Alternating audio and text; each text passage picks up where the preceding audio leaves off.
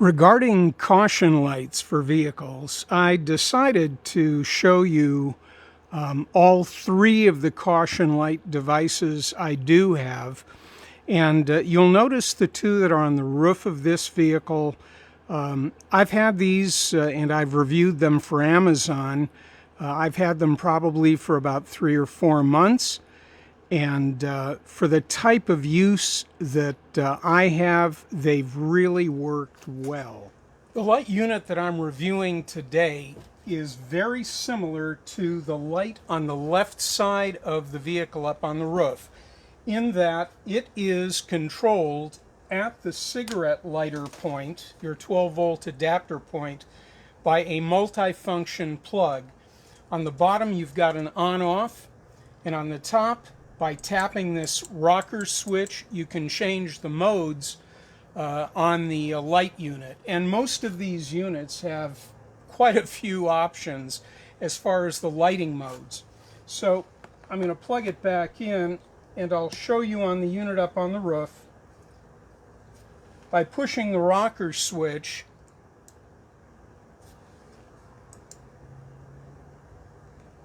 you can see that I can go to various lighting configurations.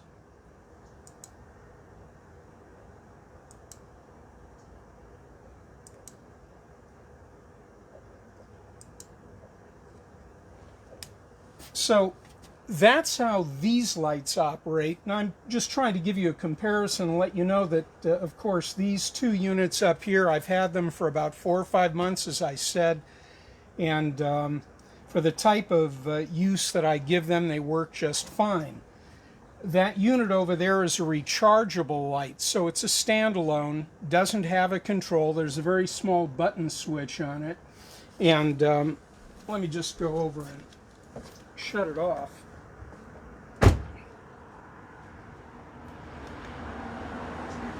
Just a button over here. That's constant, intermittent flashing, and then it's off.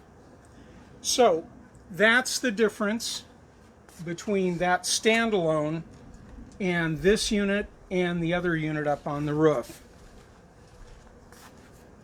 So now we're going to get down to the unit that I'm reviewing, and I'll show you just how many options you have with this.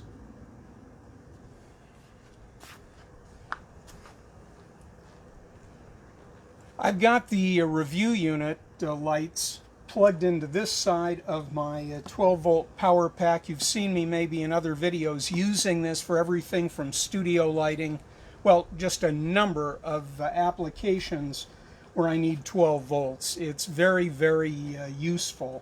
And I also use this with 110 volt inverters. 12 volts here converted to 110. So back to the lights. I'm going to turn this unit on. Again, all the controls are at the plug point. So this will be in the cabin of your vehicle.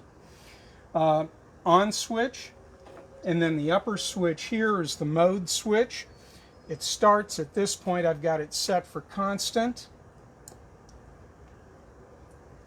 Here's a typical caution configuration. This is a directional configuration, and notice too, these light units, you get 2 of them.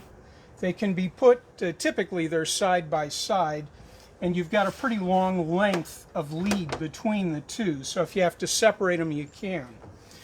You'll have a directional in this configuration, and then if you need to direct somebody to another direction, you've got that.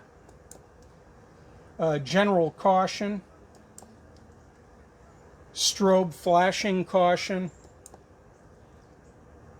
and then the entire bar, both bars are in a strobe alert caution mode.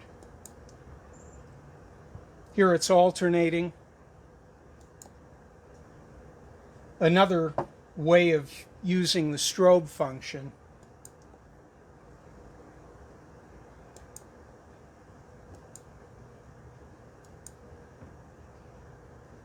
So you can see that you've got quite a few choices.